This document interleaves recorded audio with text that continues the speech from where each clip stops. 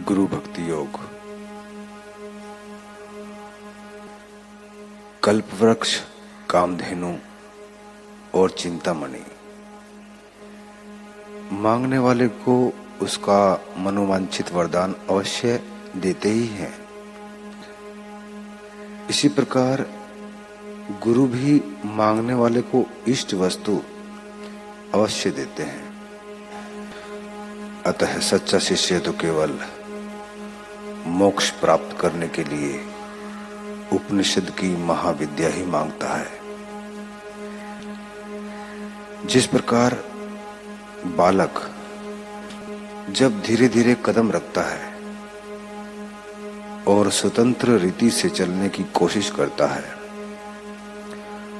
तब कभी कभी गिर पड़ता है और फिर खड़ा होता है तथा मां की सहायता की जरूरत पड़ने पर उसकी सहायता मांगता है। इसी प्रकार साधना के प्रारंभ के स्तरों में शिष्य को करुणामय गुरु की सहायता एवं मार्गदर्शन की आवश्यकता पड़ती है। अतः उसे वह मांगना चाहिए। सच्चे शिष्य को मोक्ष के लिए तीव्र आकांक्षा होनी चाहिए तथा संभव हो उतनी तमाम रीतियों से वह आकांक्षा प्रकट करनी चाहिए। तभी उसकी इच्छा की पूर्ति करने में गुरु उसे सहायभूत हो सकते हैं।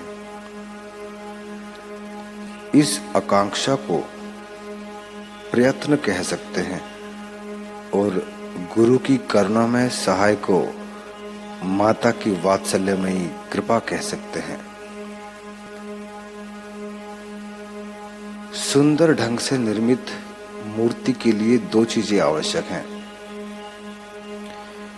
एक है अखंड कमी रहित अच्छा संगमरमर का टुकड़ा और दूसरी चीज है कुशल शिल्पी। संगमरमर का टुकड़ा शिल्पी के हाथ में रहना अनिवार्य है,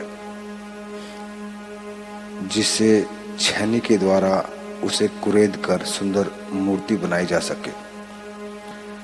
इसी प्रकार शिष्य को भी चाहिए कि वह अपने आप को स्वच्छ और शुद्ध करके बिल्कुल क्षति रहित संगमरमर के टुकड़े जैसा बनाए और अपने गुरु के कुशल मार्गदर्शन में रख दे, जिससे गुरु छेनी से उसे कुरेद कर प्रभु की दिव्य मूर्ति में परिवर्तित कर सके।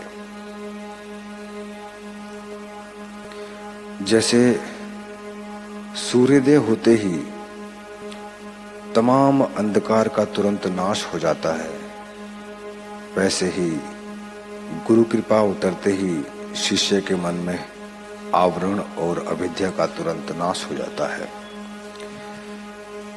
जिस प्रकार सूर्य की प्रखर किरणों से तप्त मनुष्य वृक्ष की शीतल छाया में और दिन भर की गर्मी के बाद शीतल चांदनी में असीम आनंद की अनुभूति करता है, उसी प्रकार संसार की प्रखर किरणों से जला हुआ और शांति के लिए व्याकुल बना हुआ मनुष्य ब्रह्मनिष्ठ गुरु के चरणों में इच्छित शांति और आनंद की अनुभूति करता है।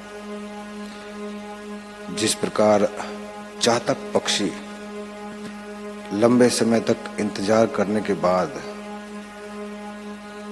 वर्षा के केवल एक ही जल बिंदु से अपनी प्यास बुझाता है, उसी प्रकार सच्चे शिष्य को अपने गुरु की सेवा करनी चाहिए और उपदेश वचन का इंतजार करना चाहिए।